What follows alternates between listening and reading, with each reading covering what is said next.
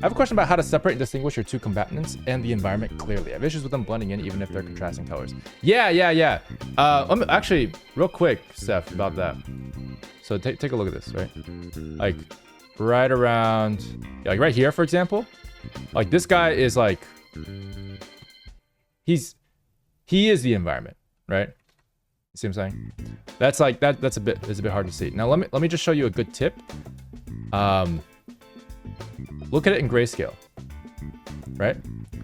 So if you can see it in grayscale and you see the values, because it's not the colors, it's the values. This is very helpful for just look dev and color in general.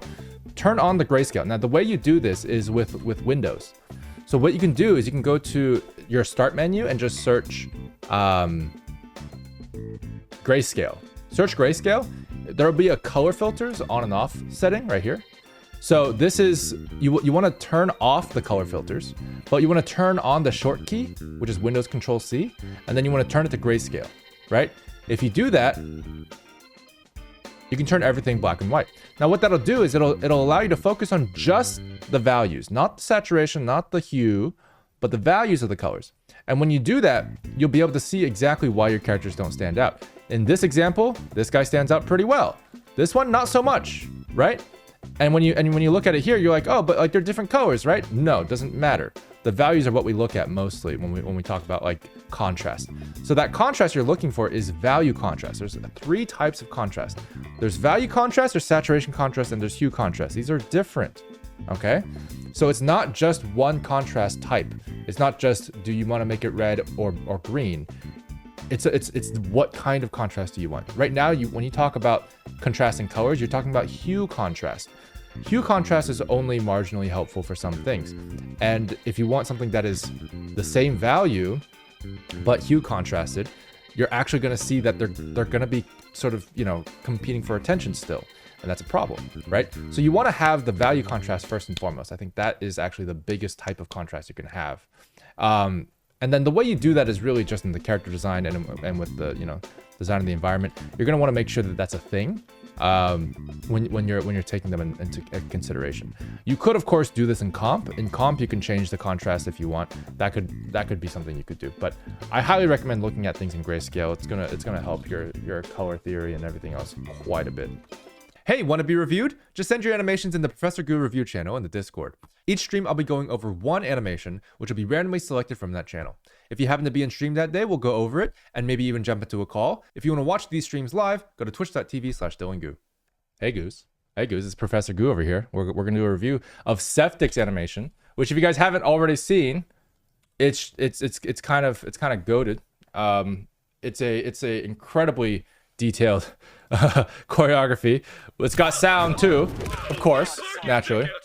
I've made a couple notes here. We have three things. We have 3 things that we want to talk about specifically as general concepts, overall concepts. And one of them is anticipation poses. Specifically just sort of how to get everything to read more clearly. And that's going to be sort of the theme for today, is like, how do we make sure that this amazing choreo actually gets understood by the audience immediately, right? We know that there's going to be a lot of things happening and a lot of things will kind of go too fast, but we want those fast things to still read. We want them to pop, right?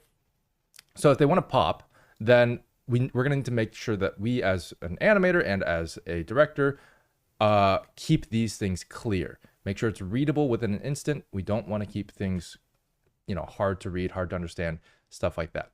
So we're going to talk about that. Anticipation poses is a big part of it. In some cases, we have a really good anticipation pose like this.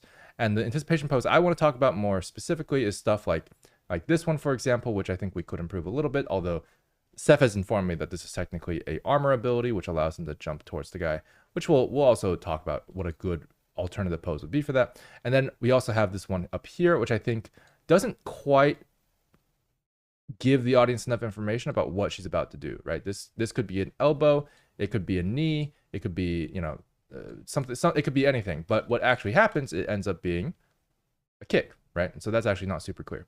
So we'll talk about that and how to improve it. The next thing is silhouettes, which is interesting because, like, for example, this has a good silhouette. It's just not clear what she's going to do.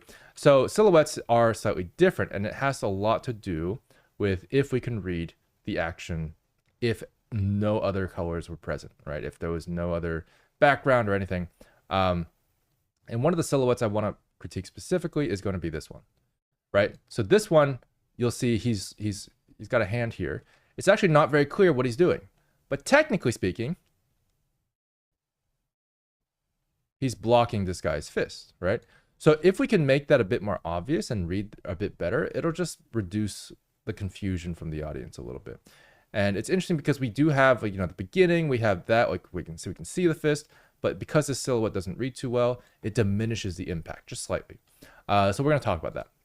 And a lot of that has to do with camera work. So the camera work moving around so much is the reason why the silhouette doesn't quite work. Because we actually, if we technically just stayed here, we might be able to read it decently well. So the camera work does affect silhouette quite a bit. It's not just in the poses. So we'll talk about that in relation to camera work, and camera work itself can be improved through just a concept of having less translation. So translation is something that I personally feel like is a general philosophy for camera work that should be used very sparingly, in my opinion. And people have different styles for camera work, but this is my honest opinion. I feel like overly translated cameras make things feel cheaper, right? So if you have a camera movement that is like, as you can see here, it's sort of like moving as if it has no weight, right? The camera just sort of goes around everywhere. And that's fine, but you're making the audience feel weightless and cheap. You're making the audience feel like they aren't actually here. This is not really happening. This is not real. It's just, something fake, something staged. And the reason is because if the audience actually wanted to feel like they were there, then they would be standing relatively still, right? They would only be moving in certain cases, and they would be only rotating their head most of the time when they're watching people fight. And so, like, that's why I think rotational camera work is just a little bit better most of the time for keeping clarity and immersion and tension up high. Now, translation is fine. You can definitely do it, but it's very important to know exactly when it's okay to do translation. So as a general rule of thumb, I would say don't translate the camera if you can avoid it. And if you need it for a specific reason, that's when you do it. I do it quite often still because there's still a lot of reasons to do it. It's just that I don't think it's going to be a good thing all the time. And in here, every single camera move is a translational move. So in that sense, I would say we're going to tone that down a bit. So those are the three things: anticipation, silhouettes, camera work. Let's talk about anticipation poses. This is something that specifically for this one, I think this one is actually going to be a bit more clear if we want to lean into this pose, something similar to this pose, right? So what you have here is a good idea, right? Like this particular kick is great, but actually this kick is going to need to be, it has a different anticipation pose than what you've done. So this is not a good anticipation pose for the kick. This is a much better anticipation pose for the kick. Still not quite there yet. I think what we could do is combine the two, right? So we can have the foot here, like so, right? And I think your hands are probably fine. I think that's maybe okay. I would say that you could probably do, it doesn't really matter too much. But as long as the legs are here, we could have a lot more anticipation for that pose if this foot is actually in the wind-up position where it's about to do the heel kick, which you end up doing, right? So the heel kick here is great as long as we have that anticipation there. So that will give us a lot more anticipation, a lot more tension of like, oh shoot, she's about to do this thing. Or he. Is it she? Yeah, I don't know. Anyway. So that's gonna read a lot better. So that's a really, really good anticipation pose to try out. See if that feels better. It's just an adjustment to the current one, but I think it'll make a big difference for clarity, right? And then we have a couple other ones. I think we can talk about the very, very last one as well. All of these are generally pretty good because things are happening very, very quickly. The anticipation doesn't really require a whole lot of clarification, but yeah, this one is good. We'll talk about that. Yep. All good stuff. This is another anticipation pose we could improve just a little bit. So this is something that I feel like this pose doesn't actually set up the next movement all that well, right? Because his rotational axis is like this, right? It's like literally in camera view, it's like that because he ends up going backwards. He does a back flip, right? Like this. You can see the rotational axis is like that. That's the axis of rotation. So, but the problem is this anticipation pose, his hip is rotated 90 degrees the wrong way, right? His hip is rotated 90 degrees that way. That's no good. No good. Okay. So if you want to have a better anticipation pose, you actually want to have his rotational pivot and everything else already set up, ready to go. So I would recommend something that, I mean, physically this kick doesn't make a whole lot of sense either, to be fair, because like his center of mass needs to be underneath him. technically, Seth, right? Technically that does need to be there if he's going to make this kick work. But he's over here. So there's that. But like, assuming that this makes sense, assuming that this makes physical sense, we would definitely need to have him already rotated sort of in this way, in my opinion. Like so. Where you have the leg hooked under him like this. And then the other leg, honestly, just to make the center mass a bit better, I would honestly, personally, I would bring his knee up like here, right? And then you could even have, you know, because technically the way you're doing it, I believe, is, yeah, I see. So yeah, this is fine. I would probably do, maybe because he's about to do a backflip with the follow-up hands that you have, you could do something like that, where he has either both hands back or one hand up like that. That could also work potentially, depending on how you do it. But yeah, this is a better anticipation pose. This will actually give us the information we need as an audience to understand exactly what happens here, which is a really cool move, but it's hard to exactly understand how he got to that position. And as much as we do like this idea of overloading the audience with information, that's a cool idea, and it's what Monty does pretty well too, but he does it in a way that still keeps everything clear, and we digest it sort of after the fact, but it's actually very clear. We don't have to watch it multiple times necessarily to know more or less how the physics worked out. So this is something that will help, I think, a little bit. Depending on what you want to do, by the way. There's also a potential that like the physics actually would be reversed, in which case like you would actually prefer to have maybe something like this instead, where he's leaning forward and he's like about to kick, right? That's another option. Because if you have something like this,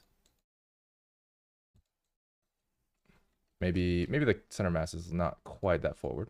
But yeah, like if you have something like this, where he's about to kick as well, that could also do really, really well when it comes to the next pose, right? Because now you have this wind-up position that also reads really well. So these kinds of poses where the rotational axis is properly oriented for the next action, that would feel a lot better and a lot stronger. There you go. So yeah, I would recommend that. Get that rotational axis down for the anticipation poses, understanding what needs to happen between the anticipation pose and the final contact pose. This part is fantastic. I do think this last pose we could potentially improve. I do think this is a great silhouette. This is a really, really cool pose. And we know that he's using an ability. So it's like, if he's using an ability to get back, what can we do to make this anticipation pose clear that he's using an ability, right? That's a pretty good question. And I think for that, I would say what you want is a couple things. Maybe, I'm not sure if the armor ability is something he can activate with his hand, but if we can have his hand do something, then that might be a little bit better. Maybe like have an effect like glow here or something. I don't know if that'll work, but it depends on how the mechanic works. But I think it would be a really useful tool to have in your arsenal as a director, as an animator. So if you have that, then that could be good. And then for this next pose, in order to make this more clear, I would actually ignore the physics, right? I would ignore the feet steps. The feet steps. That would be something that would read better as an armor ability and less as like a physics breaking footstep. Because right here, this makes it look like he just like anchored his foot down and then stepped forward. But we don't want that. We want the force of the armor ability to be the reason why he's shooting forward. So this reads better. This reads better in that case, right? So that means you can keep this anticipation pose, but then have a different follow-up pose to be more accurate to what your anticipation pose is implying, right? So in that case, I would do that. If it was the other way around, if we wanted to have like, if we wanted to preserve this contact payoff, then the anticipation pose would be adjusted. But because I know it's a shield ability, then we're going to want to lean to a different end result rather than the anticipation pose being changed itself. But you can see how that can affect a lot of things, right? The anticipation pose and the contact pose have to match. They have to do the same thing. They have to imply the same movement. So yeah, there you go. Yeah, maybe have the armor glow a different color could also be a good idea. That's true. Cool. I've never seen RVB, but is it known that different suits have different abilities? Yeah. Technically, that is a thing. But yeah, I mean, that's not known in this particular character. I don't know. I'm not sure who this character is. Anyway, so let's move on now to silhouettes. Silhouettes are going to be important. Like this is like actually a pretty great silhouette. If you wanted to improve it a little bit more, like maybe you could do that. But like honestly, like it's fine. The rest of the like most of this stuff has good silhouettes. Like this right here is a pretty good silhouette contact pose. That's pretty cool, right? Even at the beginning here, I think we can have pretty good silhouettes here. Like this is a great silhouette. We talked about that already. Overall, things are very clear, and that's great. But there's going to be certain situations where we can have better silhouettes. Like right here, could we have a better silhouette? Possibly. If the camera work is a little bit lower, we could possibly have some more separation between, you know, the arm and the butt, basically here, right? These tangents. There's a couple things here that are pretty good. These are fine. But the one we want to talk about specifically for silhouette is right here, right? So let's talk about exactly what would be a good pose for this, right? What would be a good silhouette for this particular contact? Because it's you know, it is technically like we should know what's happening because we have the before and after shots, but there's no reason why we can't also have the middle shot, the during shot, right? So like if we have the during shot, it'll read a bit better. And I think realistically, like we're sort of like breaking the 180 degree, we're crossing the 180 degree line, I should say, and then we're crossing it again, which feels a little messy. I think we don't really need to do that. So I would actually prefer to keep the camera on this side, right? I think that would make a bit more sense to me. This is of course a blender camera. it's a pyramid thing. But yeah, I think if we were to put that over there, it would give us something that looks a bit more like, let me see if I can draw this out. Rotate it in my head. Yeah, so it'd be a bit more like, I mean, to be honest, let me just go forward a little bit. A bit more like this, but zoomed out a bit, probably. Zoomed out just a bit more. Like this could be a pretty decent contact pose where we have the suspense and everything, and he even says the same things, but now he's saying it in this pose instead, right? I think that could feel a little bit better. Yeah. Hey, Dr. Bro, how's it going? Hello. Yeah, I'm gonna delete this. Hang on.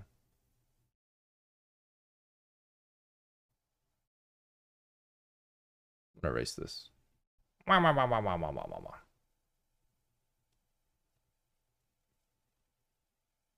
we go.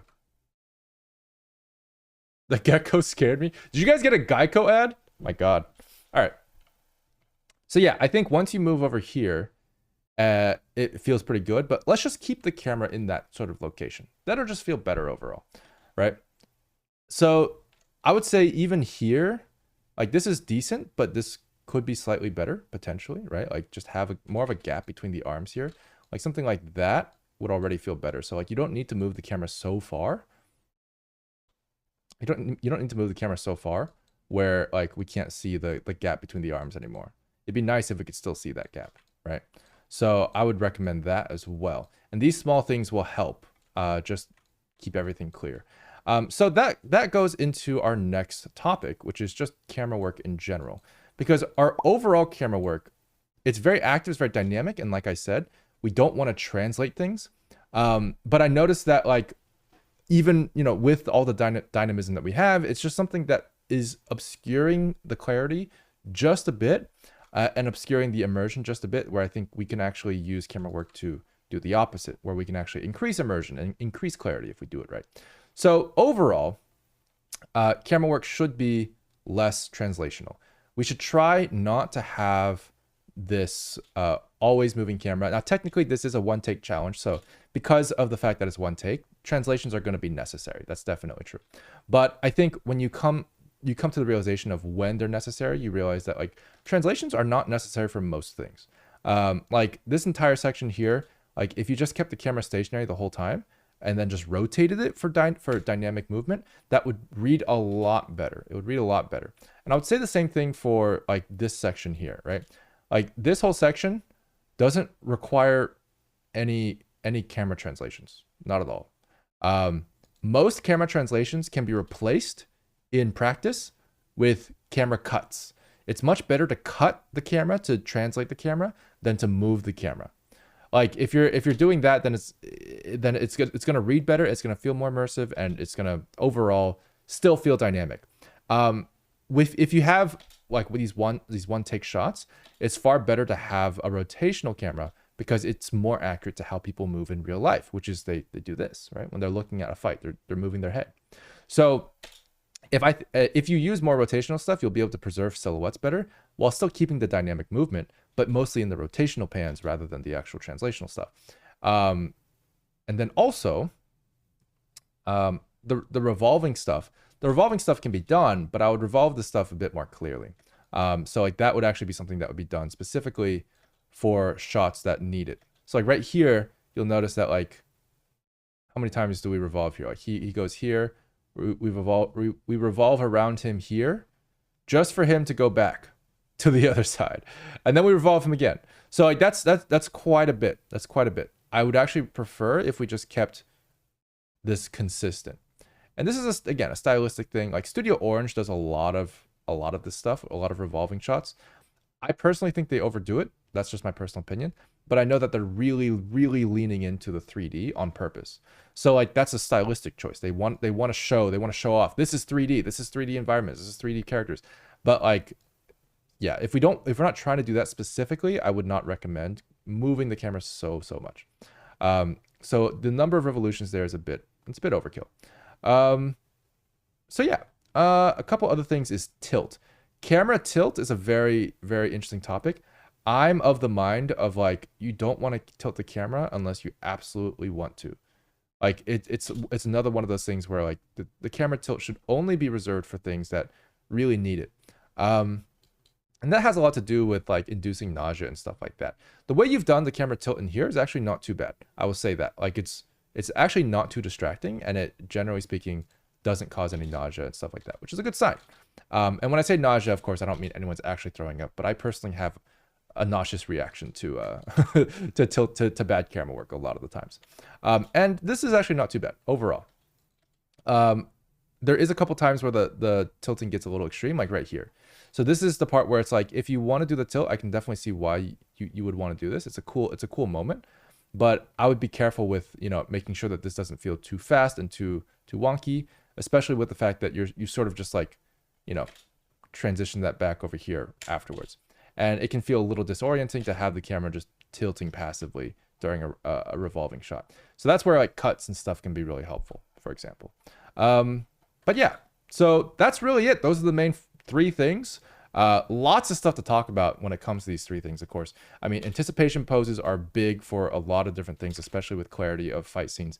And then we have silhouettes and camera work, which both go hand in hand, but that also affects clarity quite a bit. So clarity is a big theme here. I think there's an amazing, amazing fight here that I think can be glorified even more with some extra clarity made through the anticipation poses and my Adobe Creative Cloud saying that I have apps updated. But yeah, I think the clarity can be improved to really make this animation shine, because it's already incredible. If we can just get that in, I think it'll be good. So yeah, hopefully that was helpful, Seth. I hope that was helpful.